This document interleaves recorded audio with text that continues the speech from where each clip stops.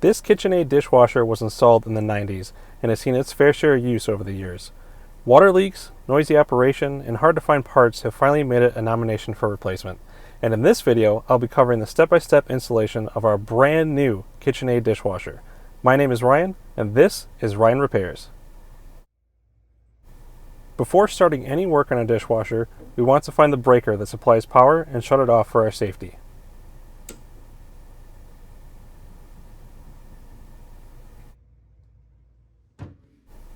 In addition to the electrical connection, we have a water supply that will shut off before disconnecting the hose.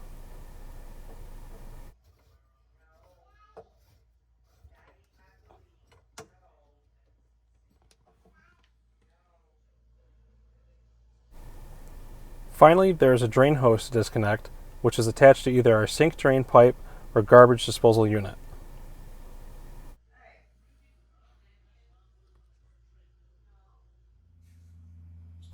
Here I've removed the screws and front panel from the front of the old dishwasher, and you can see the soap residue buildup from years of door seal leaks, as well as loose and petrified sound deadening.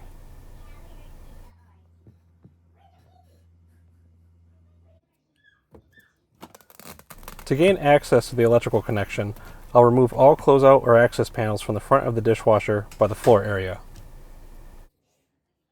I've determined that my dishwasher is hardwired and doesn't plug into an outlet, so I'll need to disconnect the line in the small metal box here. As a secondary safety measure, I'm going to use a non-contact voltage tester to make absolutely sure that there is no power still supplied to the dishwasher.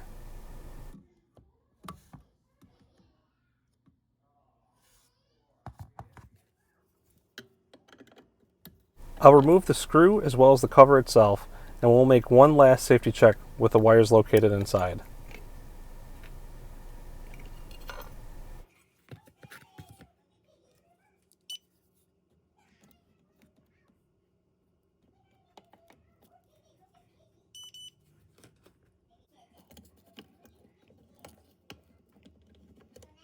Now the wiring can be disconnected.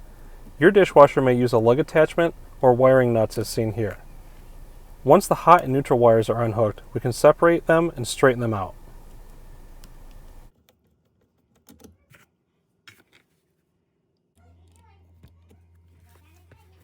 There's also a screw in the back of the box to secure the ground wire. We'll loosen that bolt and detach the ground wire as well. Finally, we can remove the nut securing the wiring clamp and the wiring to the electrical box and pull the wires out of the back of the box.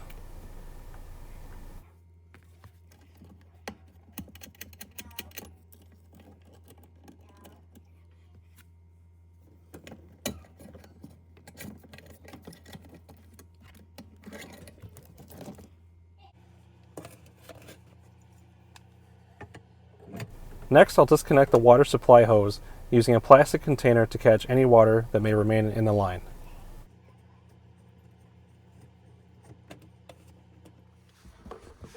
Last connection to undo before removal is the drain hose. Mine was jerry-rigged to this copper tubing, so yours won't look exactly like mine. I ended up removing this tubing and noticed no negative side effects with the new dishwasher. Remember, your tube may attach directly to the garbage disposal or somewhere on the sink drain pipe. I stuffed my drain tube with paper towel to catch any remaining water on the way out. The only thing left to do before sliding the old dishwasher out is to remove any hardware securing the dishwasher to its opening. You may have brackets on the side securing it to cabinets, in which case a plug will need to be removed to access a screw on the inside of the door. Many installations will likely use screws like mine to secure it to the underside of the countertop.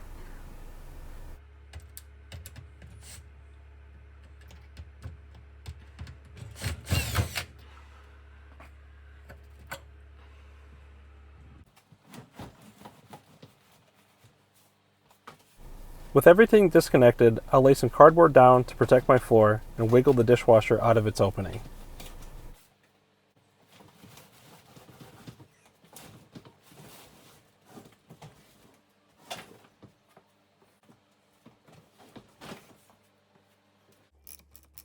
There's a little bit of prep work to do on our new dishwasher before we can install it, and the first step is to remove the front panel to access the connections underneath. With the panel removed, we can set aside the sound deadening and gain access to our electrical box.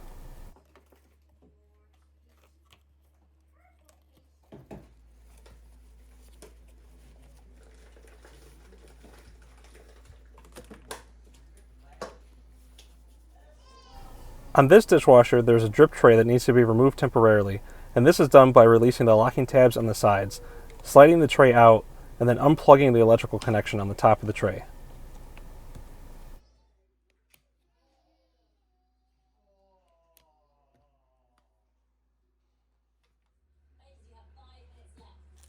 Here you can see the hardware kit that came with our dishwasher, as well as the water connection kit and electrical cord that were purchased additionally. We got the cord to be on the safe side, not knowing how our dishwasher was connected, so we can set that aside and return it later.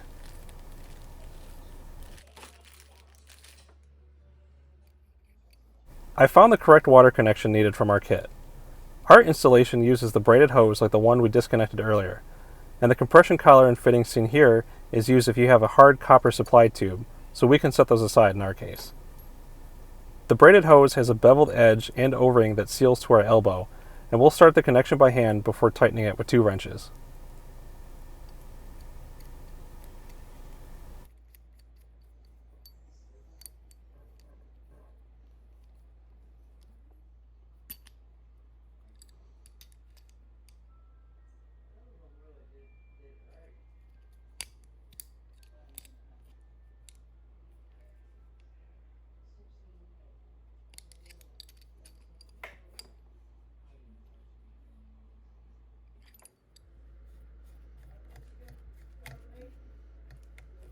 With the connection tight, we'll make sure that the gasket is in place before installing the hose on the underside of the dishwasher.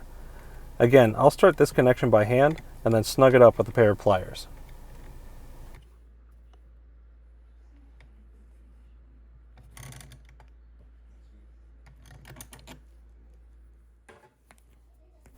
Next, I'll install my drain hose, and make note that the hose is labeled to indicate which end connects to the sink and which end goes to the drain coming from our dishwasher. In addition, this hose shows us where the hose clamp should sit. On the note of the clamp, we'll use a pair of pliers to pre-install the clamp on the drain side of the hose before we connect it to the underside of the dishwasher.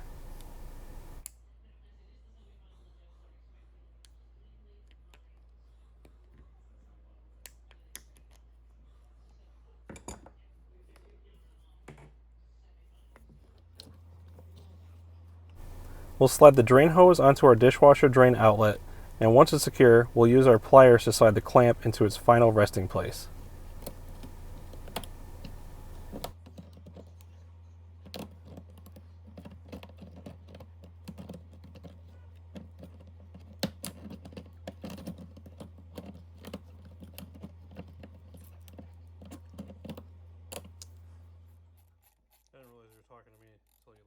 Next, I'll remove the screw securing the electrical box cover on the front of the dishwasher.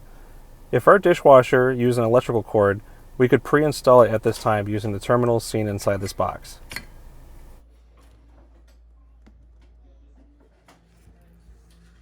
Before sliding the new dishwasher into its final resting place, I want to make sure that all 3 connections are clear of the dishwasher frame coming straight out of the back so nothing gets pinched when the dishwasher is moved. You'll see we have just enough slack in our electrical wire that we can route it through to the front of the dishwasher.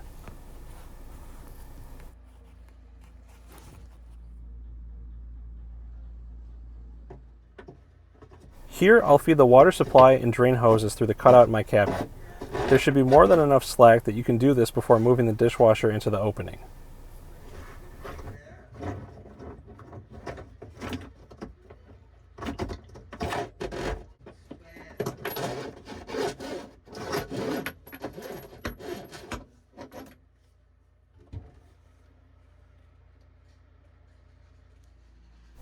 The final step before moving the dishwasher is to secure any insulation that we might have moved aside to access our connections by catching it on the plastic hooks located behind. With everything in place, we can carefully slide the dishwasher back into the opening, making sure that no hoses, wires, or insulation are getting caught on the way in.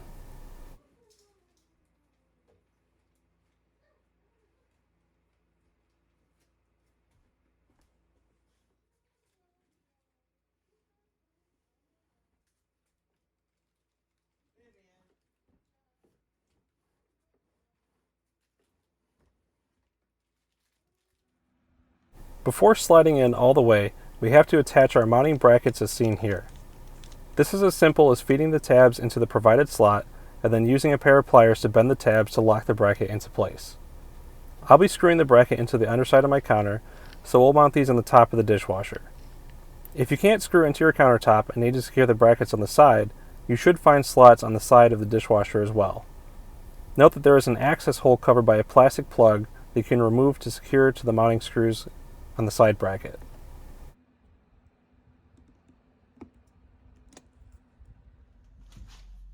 With the brackets installed, we can finish sliding the dishwasher into place, and then we'll check to make sure that the dishwasher is level in its new home. Here I check the front to back level on both sides, which looks okay, but when checking the level side to side, I noticed that the right side was just a tad bit high. I spent around half an hour sliding the dishwasher back out and back in, making small adjustments along the way until the bubble is more centered. This might seem a little OCD, but I can tell you that the door went from having a slight clunk when closing before the adjustments to latching buttery smooth by the time I was done. Definitely worth spending the extra time here.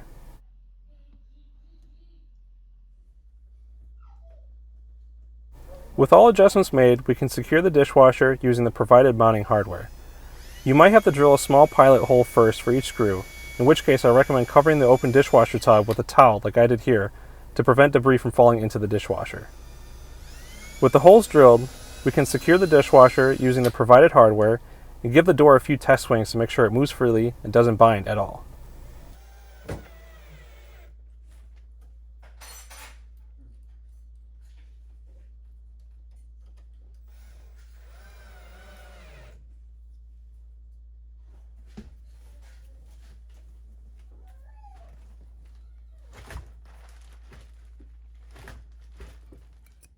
If you're using an electrical plug, it should already be installed at this point.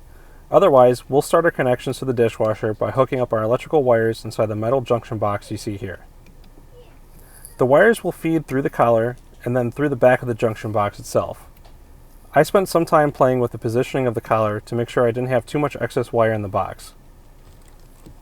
Once we're satisfied with the length of our wire, we can lock down the collar on the Romex sheathing using the 2 screws and then tighten the locking ring onto the collar from inside the junction box.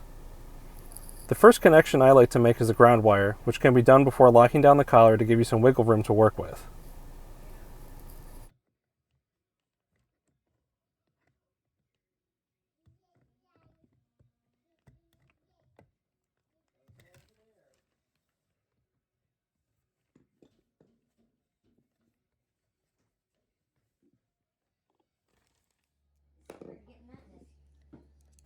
Next, we can connect the hot or black wire and the neutral or white wire to their respective counterparts using the screw seen here.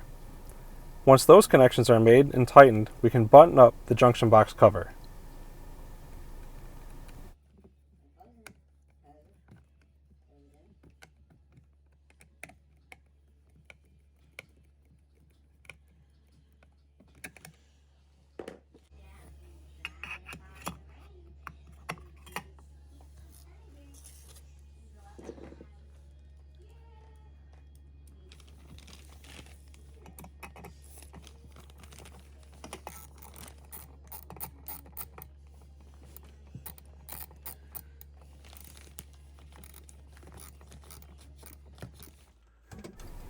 Before making my drain connection, I'm going to remove this copper pipe from under the sink. Someone must have thought that it helped with the draining of the old dishwasher, but I haven't noticed any issues on the new one since I removed it, so we'll just go ahead and toss it. I'll attach the sink end of the drain tube to the drain pipe here on my split style sink. Remember, we can also connect it to the provided inlet on the garbage disposal if that makes more sense for your install. In addition, I've reconnected the water supply hose and can open a shutoff valve to restore water flow to the new dishwasher. Next, we'll reconnect and install the drip tray the instructions had us remove earlier. With all of our connections made, it's time to restore power to the new dishwasher and give it a test run.